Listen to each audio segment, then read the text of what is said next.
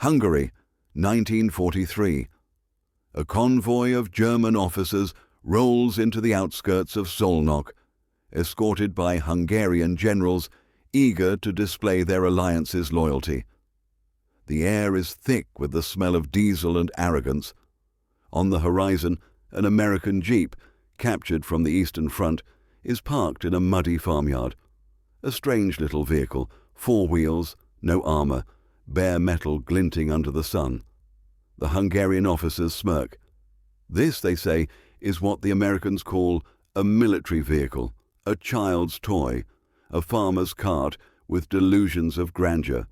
General Béla Miklós laughs, "My horse could crush this thing." The Germans join in, their laughter echoing off the barns. Yet that laughter would die out within months, because what they didn't know, what none of them could understand, was that this unassuming little machine was about to define the new age of war, a new kind of power, measured not in steel thickness or cannon size, but in numbers, adaptability, and endurance, the kind that doesn't roar. It multiplies. Hungarian officers had spent years idolizing German engineering. To them, war was a contest of design, how efficiently you could build a tank, how precisely you could calibrate a weapon. America's approach felt crude, even vulgar. "They build cars for peasants," one colonel scoffed, "and call it innovation." They'd soon learn that mass production was not vulgar. It was unstoppable. That same toy they mocked in the mud of Szolnok would soon become the very machine they'd rely on when their supply lines collapsed and their proud divisions starved for mobility. But for now, they laughed, and their laughter was recorded in photographs. Officers posing beside the jeep, boots on its hood, cigars between their teeth. They thought they were mocking weakness. They were actually witnessing the beginning of their own defeat. Let's rewind. A year earlier, in 1942, American jeeps had started appearing on the Eastern Front through Lend-Lease. The Soviets received thousands, and their reports stunned German intelligence. "Vehicles arriving from America show exceptional reliability," one captured Soviet officer testified. "They go where trucks cannot." German analysts dismissed this as propaganda. "No machine can survive Russian mud," they declared. But the photographs told another story. Jeeps fording rivers, pulling artillery through forests, even dragging wounded soldiers from battlefields. For every elegant German Kübelwagen carefully engineered for specific terrain, the Americans sent 10 jeeps that simply didn't care. Snow, sand, mud, it didn't matter. The jeep went, and it kept going. By late 1943, the Hungarian army began to encounter them more frequently. Captured jeeps were stripped, studied, and occasionally pressed into service. Their mechanics were baffled. "Where's the complexity?" one asked. There was none. That was the point. The Hungarian engineers, trained under the Austro-German tradition, were horrified by the simplicity. Bolts exposed, wiring visible, engine bare as bone. They called it peasant craftsmanship. But that peasant craftsmanship was the genius of mass production.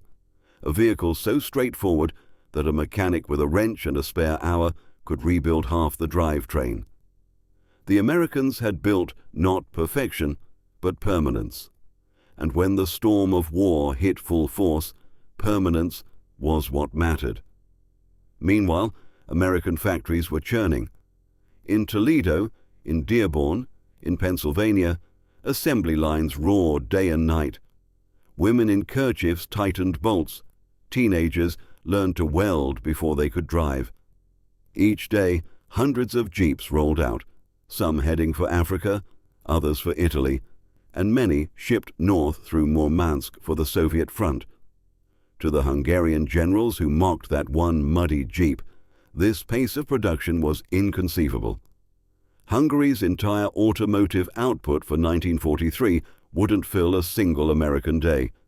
Yet, behind their laughter lay unease.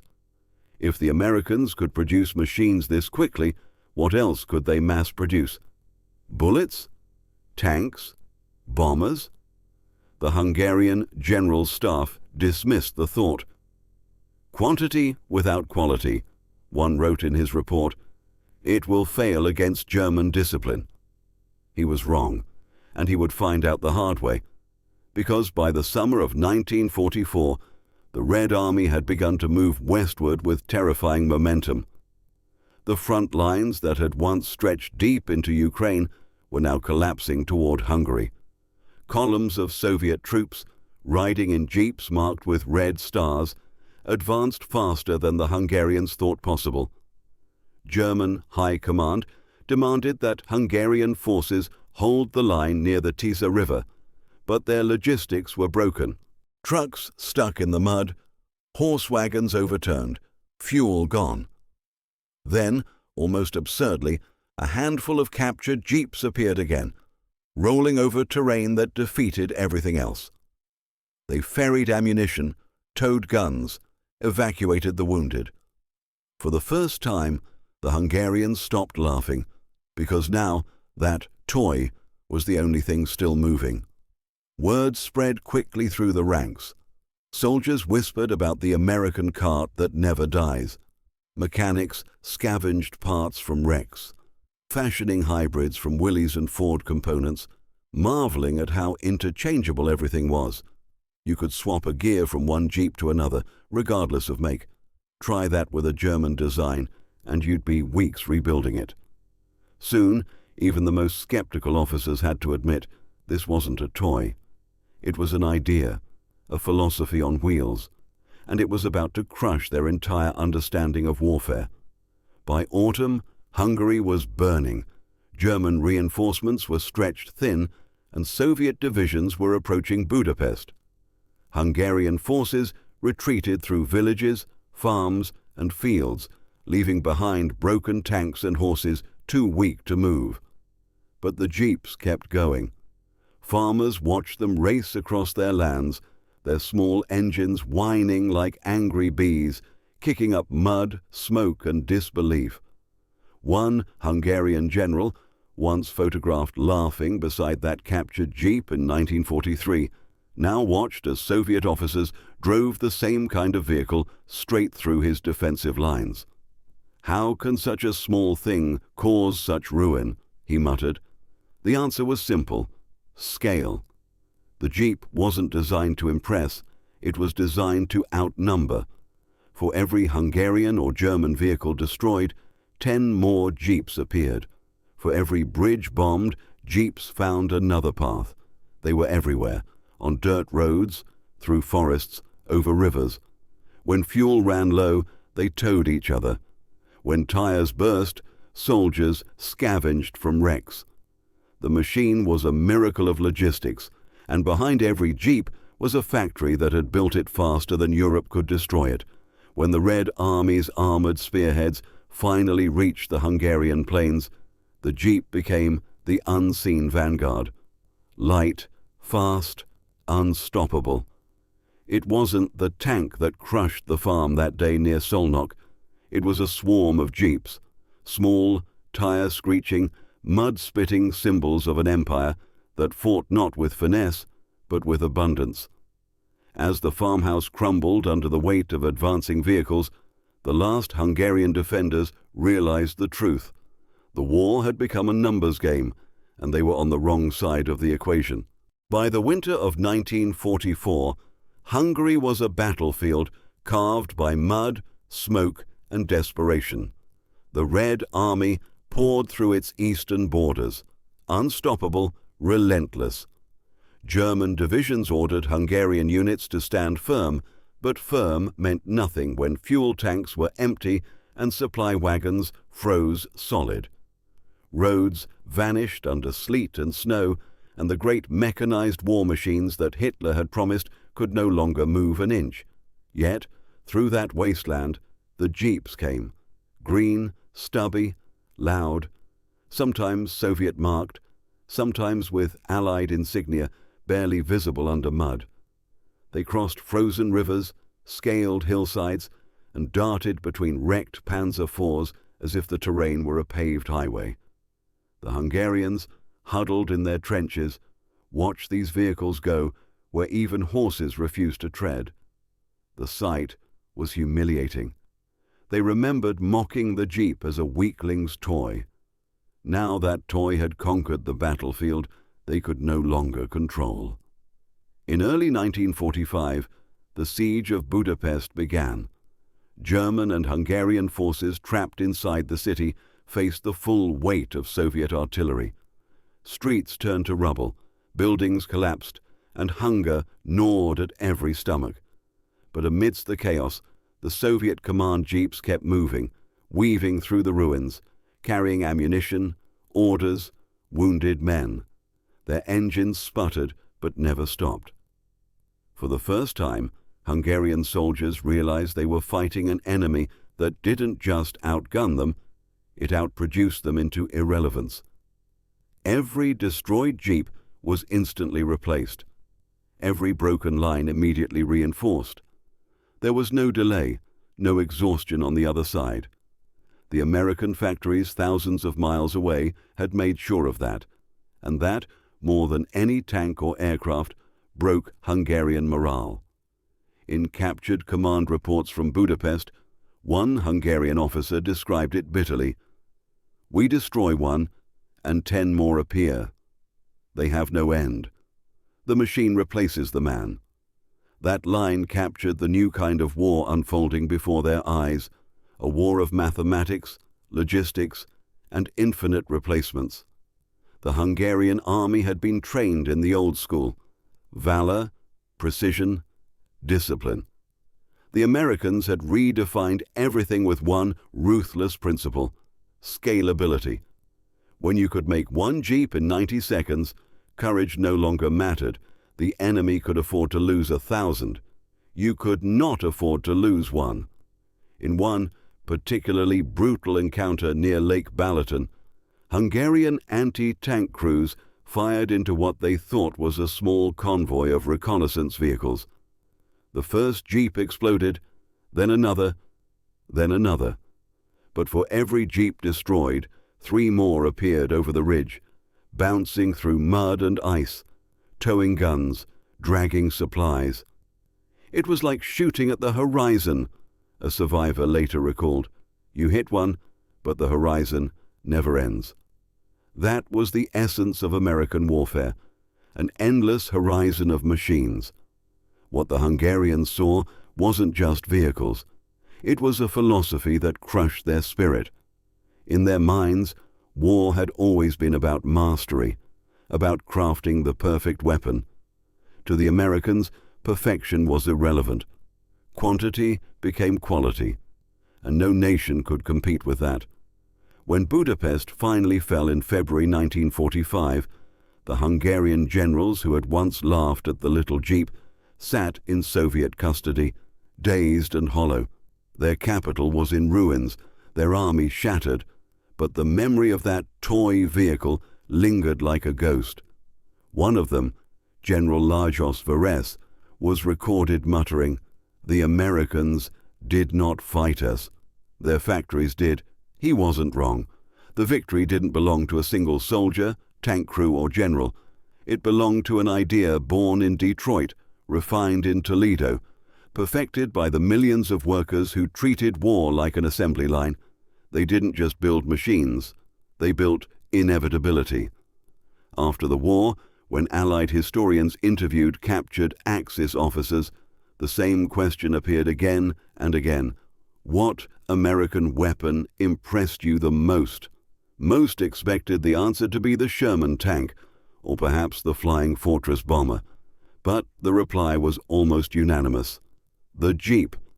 That same small, bare-boned vehicle that the Hungarians had ridiculed became the most admired symbol of the Allied victory, not because it was invincible, but because it was everywhere. You could not escape it. It was there when you advanced, there when you retreated, there when you surrendered. In the words of one German colonel, it moved faster than defeat itself. Even Soviet generals, often dismissive of Western machines, respected it. They called it Willys, after its American maker, and refused to give them up after the war. They used them for decades across Siberia, in the Arctic, in every terrain imaginable. Some are still running to this day, rusted and worn, but alive. That's the kind of immortality no tank could earn. And to the Hungarians, that endurance became a bitter reminder of their own downfall. For them, the Jeep was no longer a machine. It was a symbol of humiliation, proof that Europe's old powers had been outclassed by a continent they once considered naive. But humiliation turned to reflection. In the post-war years, as Hungary rebuilt under Soviet influence, engineers began studying American production methods. The lesson was clear. The future belonged to those who could build fast, not those who built beautifully. The Jeep had rewritten the rules of modern industry. It showed that the key to power wasn't innovation in design, it was innovation in manufacturing. The Americans had learned to make excellence repeatable, a miracle mass-produced. In a strange way, the Jeep became Hungary's uninvited teacher. The very vehicle they had mocked became the one that taught them what true power meant. Meanwhile, in America, the factories slowed, but they didn't stop. Surplus Jeeps flooded the civilian market. Farmers bought them, ranchers used them, and soon they became part of everyday life. The same vehicle that crossed rivers under fire now crossed muddy fields at dawn. In a small but poetic twist, Hungarian refugees who fled west after the war found themselves working in those same factories, assembling the same Jeeps that had once crushed their homeland's pride. Fate has a dark sense of irony. They built what had defeated them, and in doing so, they became part of the same industrial story that once overwhelmed them. Decades later, when historians revisited those Hungarian photos from 1943, the ones showing officers laughing beside the captured Jeep, they saw more than propaganda. They saw prophecy. Those smiles weren't triumph, they were foreshadowing. The war had already decided its winner, not on the battlefield, but in the foundries, the steel mills, the endless rows of assembly lines. The Hungarians couldn't have known that at the time. They were soldiers, not economists. But history is cruel to those who misunderstand its math. The Jeep was arithmetic in motion, and by 1945, arithmetic had defeated ambition. Even today, the descendants of that little vehicle still roam the world. In deserts, jungles, and cities, their DNA lives on in every SUV, every off-road truck. What began as a military necessity became a universal symbol of mobility and resilience. But for Hungary's wartime generation, it remains a symbol of a lesson learned too late. That mockery means nothing when the thing you mock outnumbers you 1,000 to 1. They laughed at the Jeep. The Jeep didn't laugh back. It just kept coming. By March 1945, the Hungarian front had disintegrated entirely. The last organized resistance near the Danube collapsed under relentless Soviet pressure, and retreating German units abandoned their allies to fate. Roads were littered with the remains of a dying army, burned trucks, overturned wagons, frozen horses, and the occasional Jeep still running. Soviet officers stood on the roofs of their vehicles, scanning the horizon through binoculars as artillery echoed in the distance. The contrast was stark. On one side, armies built on tradition, pride, and hierarchy. On the other, an army built on movement, improvisation, and endless supply. The Jeep was no longer just transportation. It was mobility incarnate, the beating pulse of modern warfare. Hungarian intelligence officers tried to make sense of what they were witnessing. Reports described unnatural levels of motorization among the enemy. "Every platoon seems to have its own fleet," one wrote, "each vehicle identical, each one replaceable." That was the part that shattered them most, the replaceability. The Hungarian military had been trained to value craftsmanship, to revere machines as singular creations. Each tank, each rifle was a masterpiece of skill. But the Americans treated machines like ammunition, meant to be used, lost, replaced. To the old European mind, it felt soulless. But on the battlefield, soul doesn't win wars. Numbers do. In April, as Budapest smoldered, a handful of Hungarian generals were captured and interrogated by Soviet officers using American jeeps as mobile command posts. The irony was unbearable. Men who once joked about American toys now sat beside them in silence, the engines idling softly like a constant reminder. When one officer, Colonel Arpad Beretsky, asked to inspect the vehicle, the Soviet major allowed it. Beretsky touched the metal, turned the steering wheel, looked under the hood. No finesse, no ornamentation, just utility. He said nothing for a long moment, then muttered, "This is not a vehicle. It's a doctrine." The Soviet officer smiled. "Yes," he said, "and the doctrine is that you cannot stop it." The Jeep's dominance didn't come from armor or speed. It came from its philosophy: universal parts, simple design, built for the untrained to fix, for the exhausted to drive, for the impossible to endure. The more the Hungarians studied it, the more they realized that this was industrial democracy on wheels. Anyone could understand it. Anyone could use it. In that way, it was the opposite of the German model, where only experts could maintain complex machines. In the American system, simplicity empowered scale. 1,000 unskilled workers could produce a masterpiece through repetition. 1,000 identical jeeps could accomplish what a single perfect tank never could: exist everywhere, at once. One Hungarian engineer, interned after the war, put it best. They defeated us not with brilliance, but with boredom. They made something so ordinary, so reproducible, that it became unstoppable. That's the paradox of the Jeep. It didn't inspire awe when seen. It inspired exhaustion when fought, because there was always another one. As peace returned to Europe, those same Hungarian generals who once mocked American machinery were summoned for Allied debriefings. The Americans wanted to understand how their equipment was perceived by the enemy. Sitting in rooms that still smelled of dust and defeat, the generals were shown photographs. Columns of jeeps rolling through the ruins of Europe, past rivers, over bridges, into cities once thought impenetrable. One officer, General Ferenc Farkas, stared at the images for a long time before speaking. "I remember," he said. "We saw them in the fields. We laughed. We thought them weak, but now I understand. It was never about the machine. It was about the factory. We fought the wrong enemy." That realization spread across captured German and Hungarian officers alike. The American Jeep wasn't simply a product of war.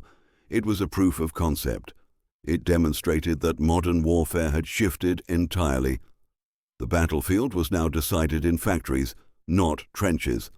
And in that arena, the Americans were untouchable. While Europe's industrial centers lay in ruins, the U.S. industrial base expanded by 50% during the war. Cities like Detroit, Toledo, and Cleveland became strategic weapons in themselves, mass-producing inevitability. In one post-war interview, American historian Hugh Cole asked a group of Hungarian and German officers what they found most astonishing about their opponent. The answer was uniform: the speed of replacement. "If we destroyed 10 jeeps," one German major said, 20 arrived the next week. "We would intercept convoys of spare parts and realize they carried more than our entire national reserve." It was beyond comprehension. Even now, decades later, the math remains staggering. America built 647,345 Jeeps during the war. Hungary, in that same period, built fewer than 4,000 motorized vehicles in total. The scale gap wasn't just economic, it was civilizational. And yet, despite their bitterness, some Hungarian officers couldn't help but admire the American system. It represented something they'd never seen before: freedom through standardization, the very opposite of European hierarchy. In Hungary, engineers answered to generals. In America, engineers answered to efficiency.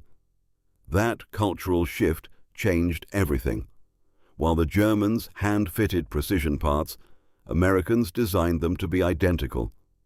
While Hungarians built machines meant to last decades, Americans built ones meant to win a war.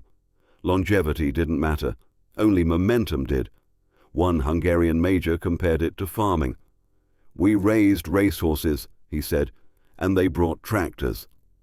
That single line captured an entire century's worth of misunderstanding.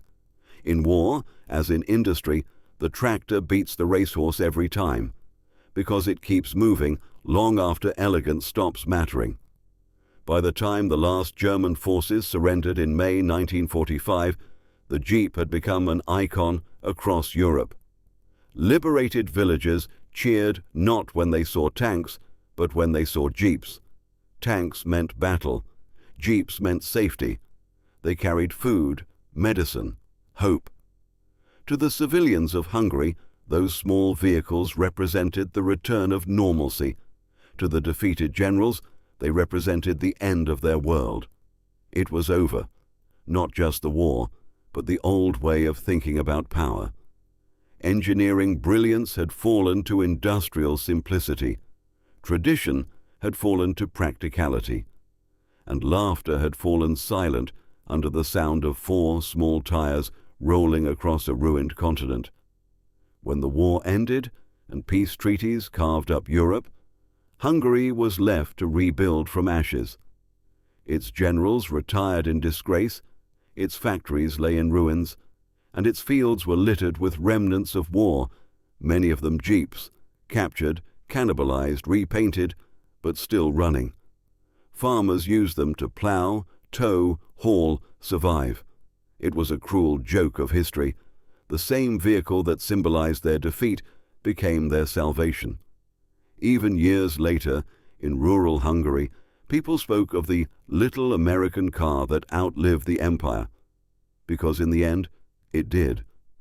As the Cold War settled over Europe, the symbolism deepened.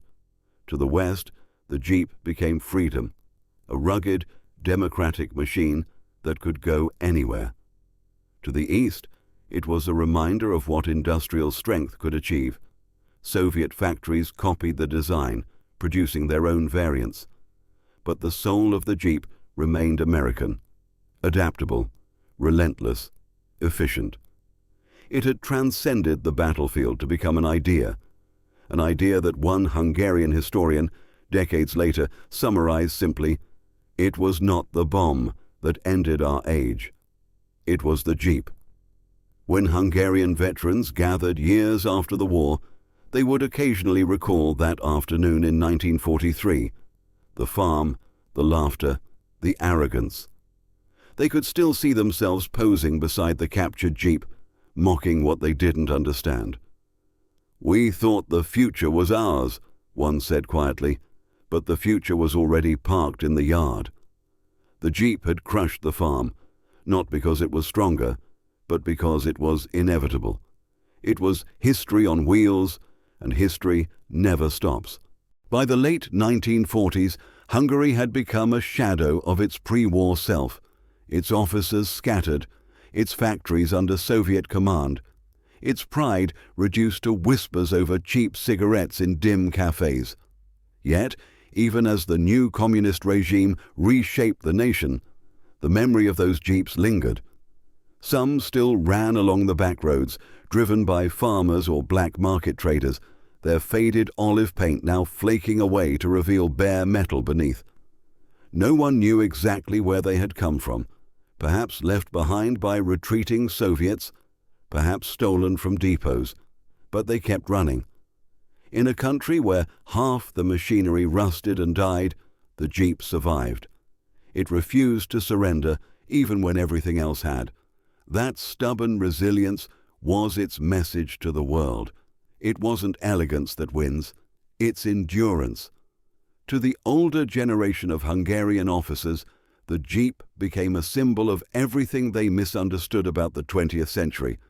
They had believed that power came from mastery, from crafting the finest rifle, the fastest plane, the most precise machine. But America had rewritten that script. Power now came from repetition, from the ability to make something again and again, flawlessly, endlessly, until the world simply ran out of ways to resist it. The Jeep embodied that principle perfectly. It didn't need to be the best. It just needed to be everywhere, and it was. Hungarian engineers studying industrial models after the war began to see the pattern. The Jeep's success wasn't mechanical, it was cultural.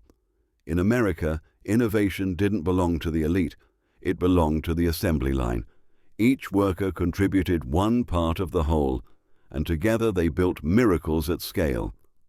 That collective genius baffled European militaries, where hierarchy ruled every design decision. In Germany and Hungary, generals told engineers what to build. In America, engineers told generals what could be built faster. That inversion of command changed everything. It democratized production and, in doing so, democratized power. One Hungarian academic, writing in 1948, described the Jeep as the first true machine of the masses, not because it was cheap, but because it was universal. A farmer could repair it, a soldier could drive it, a factory worker could build it. It belonged to no one and to everyone. The more he studied it, the more he realized that this was America's secret weapon, the ability to turn ordinary people into extraordinary producers. Europe had armies of soldiers, America had armies of workers, and in the end, the workers won. Across the ocean, in the United States, the factories that had built the war effort transitioned to peace. Jeep production shifted to civilian markets under the Willys name. The advertisements called it the car that won the war, and the phrase wasn't marketing, it was truth.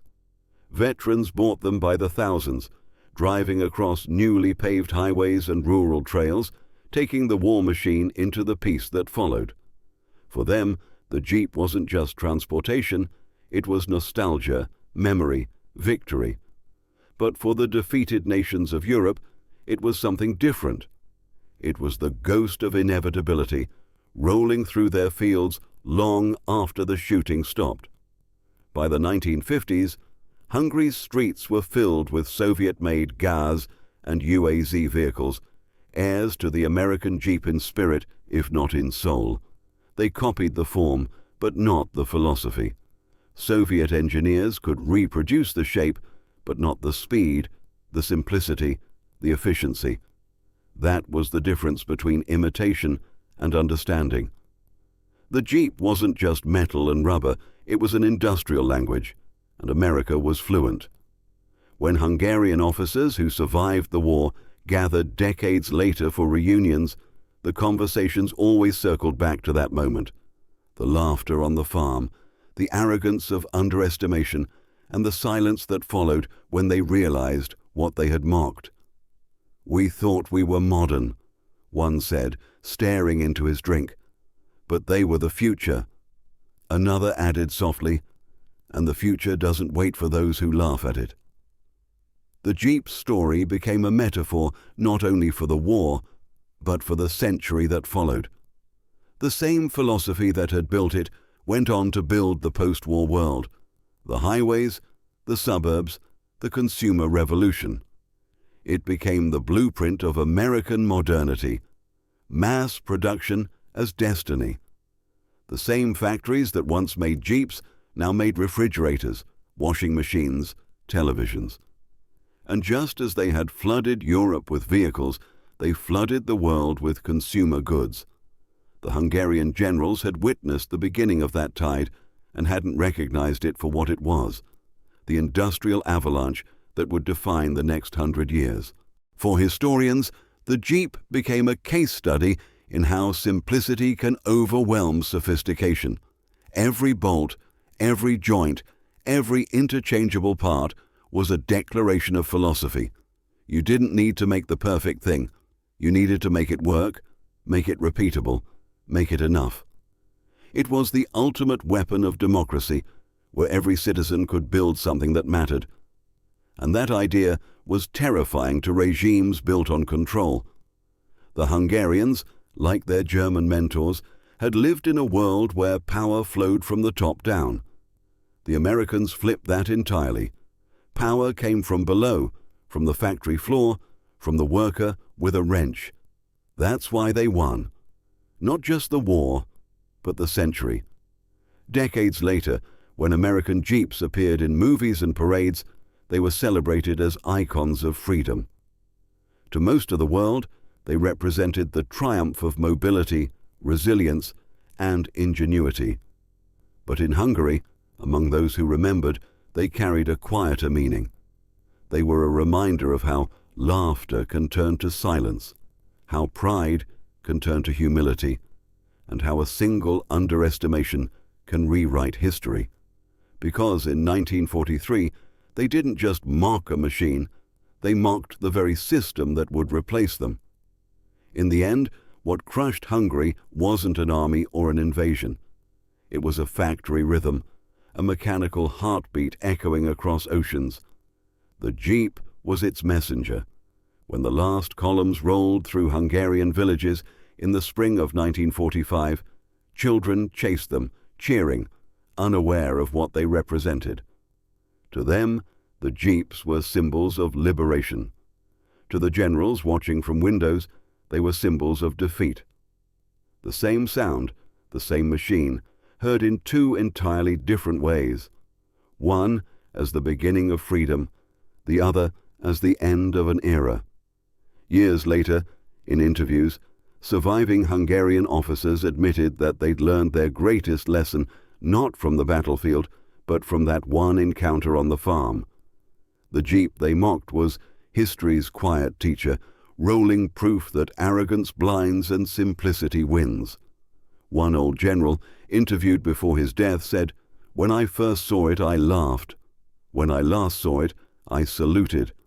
That line became famous in Hungarian military archives, a small epitaph for a great mistake. The Jeep outlived them all. It outlived the war, the regimes, the factories that built it, even the ideologies that fought over it. And in that endurance lay the final truth. It wasn't strength that made America unstoppable, it was motion. Relentless, reproducible, democratic motion. The kind that begins in a factory and ends in a farmyard somewhere in Hungary, where laughter once echoed and history rolled quietly through the mud. In 1956, when the Hungarian Revolution erupted against Soviet rule, the streets of Budapest filled once again with fire, barricades, and chaos. Soviet tanks rolled through the city, their steel treads crushing cars and cobblestones alike. But amidst that metallic thunder, a familiar sound returned. The rasping cough of a four-cylinder engine, the whine of tires too small for the load they carried. Jeeps, not American this time, but Soviet copies, built on the same principles, powered by the same simplicity. Students used them to carry wounded revolutionaries. Civilians used them to move supplies through side streets. And as bullets cracked through the air, some of the older veterans watching from their balconies felt a cold chill of déjà vu. They had seen this before. The same vehicle that symbolized America's unstoppable advance now symbolized Hungary's desperate hope. History, it seemed, had a dark sense of symmetry. For the new generation, the Jeep meant something different. It wasn't a machine of mockery or defeat. It was survival. It was mobility when everything else stood still. As Soviet columns burned and Hungarian fighters fled, the Jeep became the bridge between eras, from the laughter of 1943 to the rebellion of 1956. It had transcended its origin to become something elemental, a human companion in a century ruled by machines. The old generals who still lived to see it shook their heads in quiet irony. Once they had laughed at the Jeep's simplicity. Now that same simplicity was all their country had left. After the revolution failed and Soviet power reasserted itself, Hungary sank into silence again. But the story of that little American car never disappeared. Farmers still drove them in the countryside, patched and repainted, half worn and half immortal. Mechanics passed down stories of how easy they were to fix, how parts could be fashioned out of scrap, how the engines never seemed to quit. In a land haunted by scarcity, the Jeep became a folk legend. It was not foreign anymore. It had become Hungarian in spirit, stubborn, enduring, unwilling to die. By the 1960s, Western journalists who visited Hungary often noticed these battered old Jeeps on the outskirts of villages. They'd stop to ask about them, and locals would smile, saying, "It's American, but it works." That line summed up everything the war had proven. The Jeep worked, always. Long after empires fell, long after ideologies crumbled, long after the men who mocked it were gone. It worked because it was built for function, not glory. Because it was designed for the many, not the few, because it treated perfection as a waste of time and reliability as sacred truth. In its small, unassuming frame lived the spirit of a country that believed anything could be achieved if you built enough of it, fast enough together. Historians later coined a phrase for this philosophy. Quantity has a quality all its own. It became the central doctrine of industrial warfare and of American dominance in the modern world. Hungary, like much of Europe, learned that the hard way. Their craftsmen built masterpieces. America built inevitability. The Jeep was the physical manifestation of that inevitability, an idea on four wheels. And while tanks and bombers may have ended battles, it was the Jeep that won the war of endurance. It carried soldiers, hauled wounded, bridged gaps, and conquered terrain that defeated everything else. It did everything asked of it, not perfectly, but consistently. That consistency became power. When General Dwight Eisenhower listed the 5 most vital weapons of World War II, he included the Jeep alongside the bulldozer, the truck, the C-47 transport plane, and the bazooka. 4 of those 5 weren't designed to kill.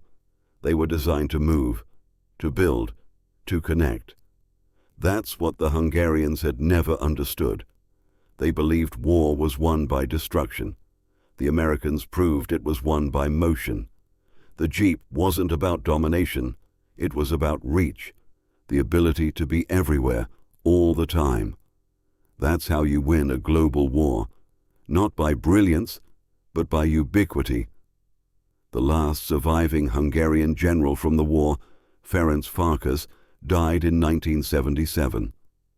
In his final interview, when asked what he remembered most vividly about the war, he didn't mention tanks or artillery. He mentioned the Jeep. It was the sound, he said quietly, that little growl in the distance. At first we laughed, then we feared it, then we followed it. He paused for a long time before adding, "That's how history works. It starts as a noise you ignore and ends as the song you can't escape." Those words became a famous quote in Hungarian military history circles, a poetic epitaph to the nation's awakening. As decades passed, the world moved on. The Cold War ended. Hungary joined NATO. American vehicles once again drove through its streets, not as conquerors, but as allies. Modern SUVs bearing the Jeep logo Descendants of that wartime ancestor rolled off highways and into dealerships, sleek, powerful, luxurious. Most buyers never knew the irony. The name Jeep had once been a symbol of humiliation here. Now it was a badge of aspiration. Time has a way of transforming pain into pride. And yet, if you drive far enough out of Budapest, down into the villages that still wear the scars of the last century, you can still find the old ones. Those wartime Jeeps, rusted but upright, parked behind barns, half swallowed by weeds. They've long outlasted the men who drove them.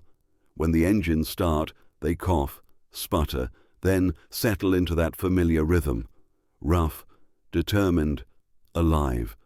Farmers still use them to carry tools or haul hay. Children still climb onto their hoods and play soldier. They have become part of the landscape, relics of a war that never truly left. Those who know the story see something deeper in them. They see a reminder that underestimation is history's favorite trick. The Hungarian generals didn't lose because they lacked courage or skill. They lost because they laughed. They mistook simplicity for weakness, and in doing so, they failed to recognize genius when it rolled quietly past them on 4 small wheels. The Jeep didn't need armor or grandeur. It needed only purpose, and purpose was enough. In the end, the Hungarian general's laughter was the sound of an old world dying, a world that worshipped precision, hierarchy, and pride. The Jeep was the new world being born, democratic, mechanical, relentless. It represented not destruction, but creation, the creation of a world where power no longer belonged to the few, but to the many who built together. That's why it won. That's why it endures. And that's why, in every war since, every nation has tried to build its own version of it, not because of what it did, but because of what it meant. So when we remember that day on the farm in 1943, the jeering officers, the laughter, the arrogance, we're not just recalling a moment of irony. We're witnessing a prophecy. That muddy little Jeep, the one they mocked, carried within it the future of war, industry, and power itself. It crushed the farm not with its weight, but with its meaning. Because when the dust settled and the laughter faded, it wasn't the generals who wrote history, it was the machine they underestimated. That is how the Hungarian generals learned the final truth of the modern age, that in the war of machines, it isn't the sharpest sword that wins, it's the one forged the most. And on that battlefield of factories, assembly lines, and endless motion, the Jeep reigned supreme. The toy they mocked became the teacher they could never forget. And that's how a little 4-wheeled machine rewrote the rules of war, power, and pride. From a farmyard joke to a symbol of victory, the Jeep proved that simplicity, when multiplied, can crush empires. If you found this story as fascinating as I did, take a second to hit that like button.